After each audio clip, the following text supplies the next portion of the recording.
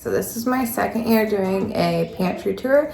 I did one last year, and this is our third fall in this house. The first fall here, we were still pretty busy getting moved, so I didn't really put much up in the pantry. So this is our second full year through fall here. So the second pantry tour. So this is where I keep my inside stash, and I just have a little bit of everything in here. This does need to be replenished. You can see there's quite a few empty spots. There's normally canned beans right there, but I just haven't replenished it from outside in a while. And then I've got some dried stuff up top, and I have a whole another hutch full of dried herbs and all my seeds. I did not grow all this food. I did not grow most of this food. The meat in our freezer, that is all mostly stuff that we grew. But as far as the produce goes, most of it I bought from local farmers, because we're still getting our garden area set up, our land or our soil amended. And so it's not super great growing conditions. We only have a 90-day growing season. So more greenhouses are in the works, just so that we can grow more of our food. Some of this I did grow, like potatoes, the salsa verdes, the tomatoes. That's chicken. There's chicken broth, apple juice, stuff like that. But most of it I did buy. So this is where I keep my inside stock. We've got some pickled stuff down here. And then I will take you to see the actual pantry out in the garage. Along with this, I have 2 cabinets in my house that I keep food in, and it is mostly just baking stuff and spices. Anything that is not stuff we use a lot, like marshmallows, frosting, sprinkles, that kind of stuff is in a cabinet. But otherwise, this is all of our food. I keep a basket of eggs on the counter, along with any of my ferments on the counter, and then I will show you. So that's most of our food. I do have this, which is all of our dried foods, and this I keep potatoes in. This is all like rice, popcorn, flours, stuff like that goes in there. In our house fridge, we keep any of our dairy that we're currently using, like cheeses, butters, stuff like that. In the house freezer, I keep all of our extra butter, leafy greens, and breads. And then cheeses that are in the freezer, those all go in the house freezer. On my front porch, I have another fridge, which I keep all of our excess milk in that fridge. And in that freezer is like ice cream, the bowl for the ice cream maker, stuff like that. Okay, so in our garage, we have 3 freezers. We have 2 chest freezers and a stand-up freezer. One chest freezer is full of an elk head and hide from last year that needs to be taxidermied. And then that one is full with the elk. There's a bunch of frozen fruit in there. The stand-up freezer has a bunch of different bones for bone broth, some whole chickens, some random beef, vegetables, and then frozen eggs. And then our other chest freezer is full of ground beef, chicken, whole chickens, and that's it. We are going to have to buy a 4th freezer before we butcher our cow, because we just don't have the freezer space right now for that. And we have some more chickens to butcher, so we will be getting a 4th freezer for that. This is the outside pantry. Right now it is 42 degrees in here. I don't know what the temperature is outside, but it is cold because I'm freezing right now. I think it was 34 outside last I looked. So in here, these shelves go all the way around. And you can see this is like my storage side. So I've got my pressure canners, some water. We need to put more water in here. A bag of onions that we're working through. extra jars. That's a meat grinder, stuff like that. And then behind here is where I'm standing is the door, and behind the door is a bunch of plastic pots for the garden. And then I just keep those all back there. And then I don't know how big this room is. I would say it is probably 8 by maybe like 15. And I could fit a significant amount more of food in here than I currently have. So we won't need to make it bigger anytime soon, but we have considered making it into an actual refrigerated room, so we can store stuff here through the summer. Also, an important thing is for storing food, you want it dark, you want it cool, and dry. Some things are okay with a little bit of moisture, but for the most part, you want dry. So if this light gets left on, it will go up 20 degrees in here, and things go bad fast. So it's important to make sure the light gets turned off, and the door stays shut. Okay, so on this end, this is mostly just condiments. Sorry, the lighting in here is awful, and it's awkward to find a spot to film because it's a really narrow room with the shelves, so there's not much room. But we've got pickles, there's some potatoes in that box, onions, these are pickled eggs, which do need to be refrigerated, but it's cold enough in here right now they don't. We've got maple syrup, some random condiments. This is fermented salsa I made, or fermented hot sauce.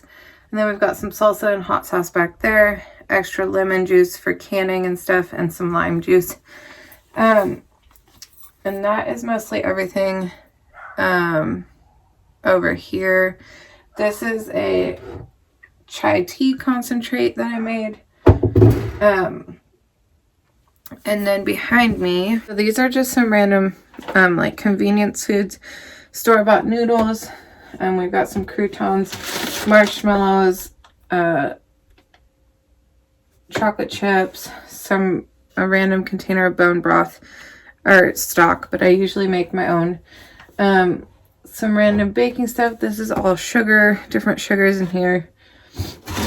These are pears, which these will store for a long time, and they should do really well. And then down below there, so down here we have, these are all squash, different squash, all the way back into the corner, and those will last quite a while. In here, I've had some last like a year. This is rice and beans. Down here we have 2 buckets of oats, 3 buckets of flour. These are my carrots, and I actually have them stored layered in soil. It keeps them crunchy longer, and some damp soil. The top ones are getting soft already, but I'm going to use them fairly quickly, so I'm not too worried about that. So as far as the rest of the pantry goes, we have cheeses that are aging up here, and up here this is feta cheese, which is ready. It just needs to be refrigerated, but once again it's cold enough in here that it stays. 2 boxes of apples, which will also last a long time. These are pie pumpkins. Then we have a bag of parsnips, 2 bags of leeks. The entire floor is full of potatoes. I'm not sure. So then we have a bunch of potatoes down here.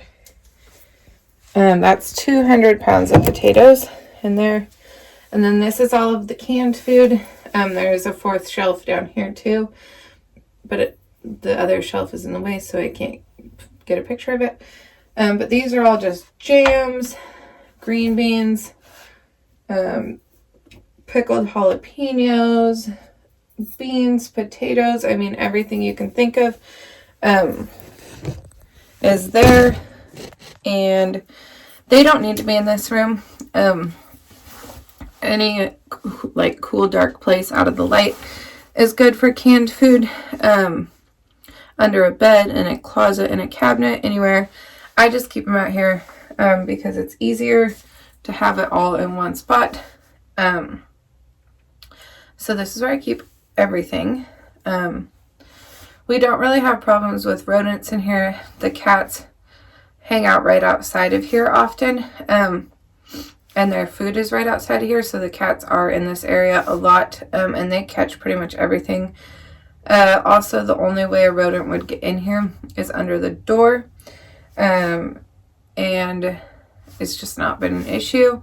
If we did notice rodents, we would just put some traps in here and call it good. In the summer, it does get too warm in here to store like potatoes and stuff, so I keep just this stuff in here year round, but anything that would do better with refrigeration doesn't stay in here in the summer. Most of this food will last in here through March without issues. Last year we had onions in here until I think May, and they did really well. It's a lot of work to do all of this. It's a lot of money, it's a lot of time, but knowing that you have all this food, I mean, we could not go to the grocery store for months and we would be fine. We might start eating boring things, but that's okay, because if you need food, you need food. And I think it's important to note that having food stored isn't just good for like the end of the world kind of stuff or whatever people think. We store foods for multiple reasons, and like the world ending is not really one of those. Well, maybe this year, but usually it's not. So we store food because it's a like financial security, I suppose. If you lose your job, if something happens and you can't afford to go to the grocery store, you have food and you don't have to go to the grocery store, because you just never know what's going to happen. There was a year where we got a bunch of snow and we couldn't leave the house for about a month. And it wasn't a big deal because we had food. I just don't really like going to the grocery store. I like being able to just come shop out here and know that I have what I need to make a good meal. It blows my mind that there are people who go to the grocery store multiple times a week for meals. If that's you, I am not judging you at all.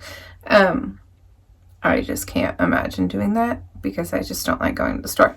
So that's probably the biggest reason I do this, is just to know that we have it and know that I don't have to go to the grocery store. In the summer, this isn't as essential because we just do a lot of our meal planning from what's growing in the garden. But for us in the winter, there's nothing growing in the garden. So this is about, when you count all the time of growing seeds and starting seeds and everything, this is almost a full year's worth of work. I start my seeds in February and we didn't stop canning until the beginning of November. So it's a lot of work, but to me it's completely worth it. If you have any questions, just leave them below and I will try to answer them. If there's enough questions, I will just do a second video answering questions. But this is our pantry. So that's everything. If you have any questions, just let me know.